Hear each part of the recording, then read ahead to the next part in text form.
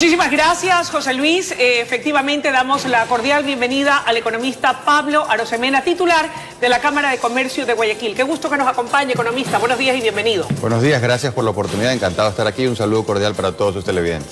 Economista, Ecuador reduce el subsidio de las gasolinas Extra y Ecopaís. A decir del gobierno nacional, medida necesaria para sincerar las cuentas y transparentar la gestión del régimen. Desde su respetable punto de vista y como economista, ¿cuál es el impacto que cree que una medida de esta naturaleza va a tener en el corto, mediano y largo plazo en la economía de los ecuatorianos? Claro que sí. Bueno, diríamos que hay dos impactos. Uno sobre las finanzas públicas, sobre el bolsillo del Estado, y otro sería el impacto sobre el bolsillo de los privados, es decir, en el mercado, la gente que nos está viendo. ¿Cuál es el efecto sobre el gobierno? El gobierno, al tener menos subsidios, tiene menos gastos, con lo cual lograría un poquito achicar el hueco fiscal. Por el lado del sector privado, claro, significa pues un golpe al bolsillo más bien, porque ahora las cosas se encarecen por un lado. Sumando y restando, ¿esto es positivo o no? Nosotros pensamos que esta es una medida que va en un camino correcto, pero que le faltan cosas que la acompañen para hacer una mejor medida. ¿Qué tipo de cosas deberían acompañar? Claro, lo de fondo. ¿Cuánto significa esta medida para el gobierno? Estamos hablando de un beneficio de 300 millones de dólares. Pero si lo contrastamos con el costo de la burocracia, que son 9.000 millones de dólares al año... Seguimos quedándonos cortos. Claro, sería solamente un 3%. Entonces nosotros lo que planteamos es, si vas a recortar subsidios para favorecer el bolsillo del Estado, teniendo en cuenta que eso perjudica el bolsillo de la gente, debería el Estado acompañar esta medida con un mayor recorte de la burocracia dorada. Pero el ministro de Trabajo, Raúl Ledesma, ha dicho que se va a reducir el salario de los ministros, por un lado, y por otro lado, también se va a revisar el tema de los contratos ocasionales. Eso es algo positivo, pero todavía sigue quedando corto para el tamaño del hueco fiscal. El hueco fiscal es inconmensurable, es enorme. Ahora, economista, cuando hablamos de que va a tener un impacto en la población, ¿a quiénes nos referimos específicamente? Le pregunto esto porque generalmente quienes tienen mucho dinero tienen pues aeronaves de alta gama y utilizan gasolina súper.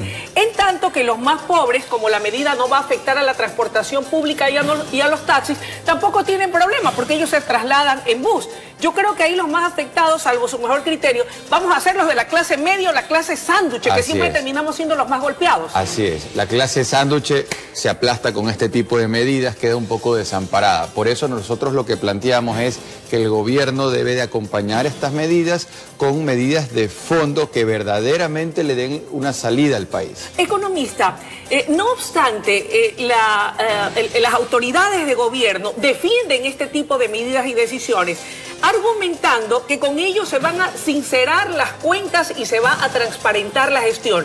En cambio, que los disidentes de Alianza País sostienen que esto no era más que un famoso paquetazo. ¿Usted qué dice? ¿Sinceramiento de cuentas o paquetazo? A ver, yo lo que diría es que de paquetazos el Ecuador conoce bastante, porque en los últimos 10 años hubieron bastantes de ese tipo de paquetazos. ¿No tiene estas las características de paquetazo? Yo lo que creo es que más allá de si es paquetazo o paquetito, lo importante es encaminar al país hacia salidas que hagan que sea viable la economía, porque al final la gente lo que quiere son oportunidades, la gente quiere trabajar. Entonces, esto beneficia al gobierno, pero, como decimos, golpea el bolsillo de la gente. Lo que planteamos nosotros es que esta medida de subsidios sea acompañada de otras medidas que beneficien el bolsillo de la gente y que, por otro lado, ese hueco fiscal de más de 10.000 millones de dólares de brecha de financiamiento se vaya verdaderamente acortando poco a poco. Economista, no obstante, el día de ayer los funcionarios del gobierno del presidente Moreno dijeron algo que también hay que rescatar y es esencial. Dijeron que aquellas medidas eran esenciales para poder sostener la dolarización, cumplir con los afiliados al Seguro Social ecuatoriano, cumplir con la clase jubilada. ¿No es esto importante entonces y ahí amerita este tipo de decisiones? Bueno, yo creo que la mejor forma de salvaguardar la dolarización es teniendo un gobierno que pare la despilfarra. Y eso este gobierno todavía no lo está haciendo, porque el gasto en burocracia que mencionábamos hace un instante, el gasto en compras públicas del Estado. El Ecuador es uno de los países que gasta más en compras públicas del Estado a nivel internacional, de acuerdo al Banco Mundial. El tema de la deuda, el nuevo endeudamiento. O sea, hay mucho espacio por donde el gobierno podría ser más eficiente recortando el gasto público improductivo, tal como lo hemos planteado desde la Cámara de Comercio de Guayaquil.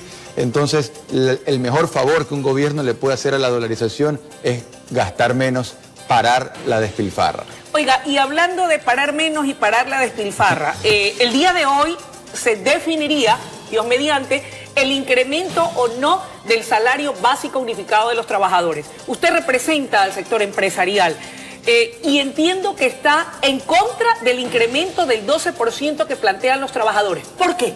Miren, en Ecuador hay 8 millones de personas en la fuerza laboral. De esos 8 millones, tan solo 3 millones tienen un empleo formal. Es decir, que la mayoría silenciosa, 5 millones de ecuatorianos, quieren trabajar, tienen la edad para trabajar, buscan trabajo, pero no lo encuentran y tienen un trabajo informal con un ingreso aún por debajo del básico en promedio. Entonces, esa es la gran mayoría silenciosa, 5 millones de ecuatorianos que nadie está hablando de ellos. Y los gremios lo que decimos es que hay que legislar para todos y especialmente para las mayorías, no solamente para las minorías. Pero entonces, ¿cómo vive un trabajador con un salario unificado básico de $386? Le digo esto porque si bien es cierto es uno de los más altos de la región, tiene un poder adquisitivo totalmente destrozado. Y la clave es subir el poder adquisitivo. Entonces la propuesta que hacemos los gremios para fortalecer el poder adquisitivo es quitarle al poder de compra aquellas cosas que lo desinflan. Por ejemplo, los impuestos, los aranceles, la tramitología.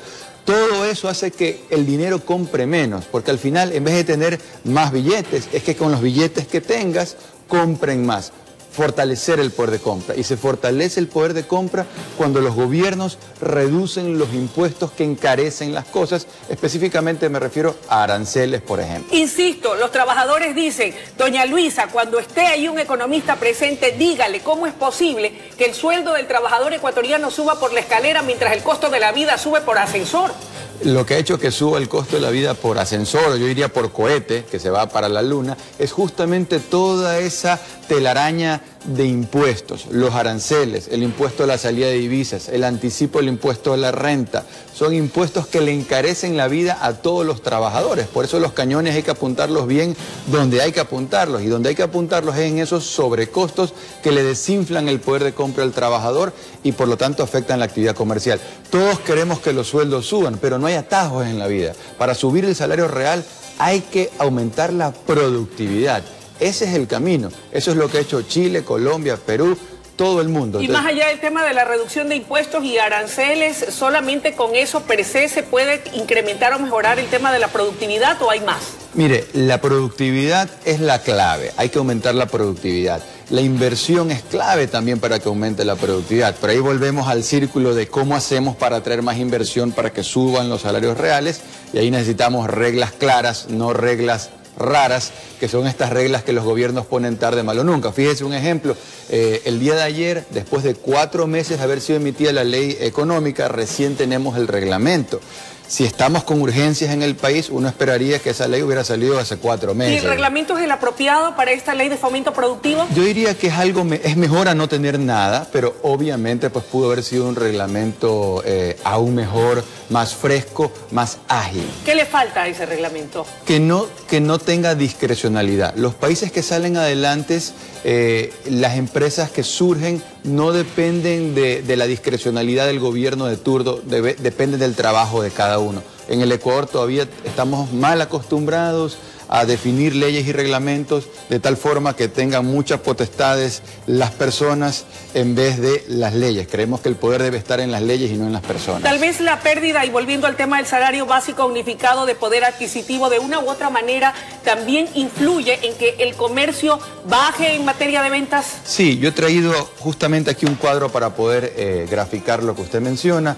Aquí lo que podemos ver en las barras en azul es la facturación de la actividad comercial y se puede ver cómo el comercio crece 4 veces menos que hace un año. En diciembre de este año, en relación a diciembre del año pasado, está creciendo el comercio 4 veces menos. Pasamos de crecer a un ritmo del 11% a un ritmo de tan solo el 3%, como lo podemos ver aquí. Entonces, la actividad comercial, que es el sostén de la economía, porque la actividad comercial es la que genera mayor cantidad de empleos adecuados en el Ecuador, está siendo muy golpeada por el anticipo del impuesto a la renta, que las inversiones las ahuyenta, que yo cuando recorro el comercio, estuve hace 2 días en el Triunfo, me fui a hablar con comerciantes, pequeños comerciantes. ¿Y cómo está ya el tema? La cosa está durísima, porque la gente me dice, oye Pablo, yo pago por ese anticipo del impuesto a la renta una cantidad de capital que es tanta que me resta la posibilidad de comprar más mercadería, poder vender más y poder dar más plazas de empleo. Entonces, anticipo el impuesto a la renta, el impuesto a la salida de divisas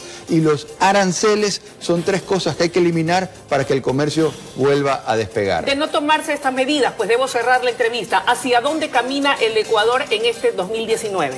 Mire, yo creo que el 2019 puede ser un gran año, no está escrito en piedra que no lo sea. Al final del día también depende, más allá de lo que hagan o dejen de hacer los gobiernos, depende de cada uno.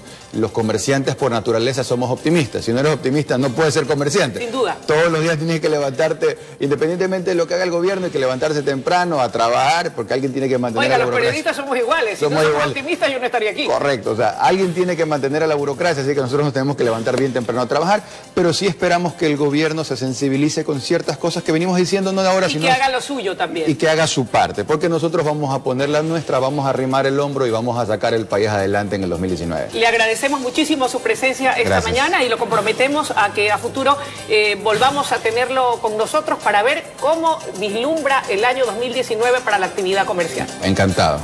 Amigos televidentes, ha sido la intervención del economista Pablo Arosemena en su calidad de presidente de la Cámara de Comercio de Guayaquil. Es momento de ir a una breve pausa y enseguida regresamos con mucho más desde la noticia Primera Emisión.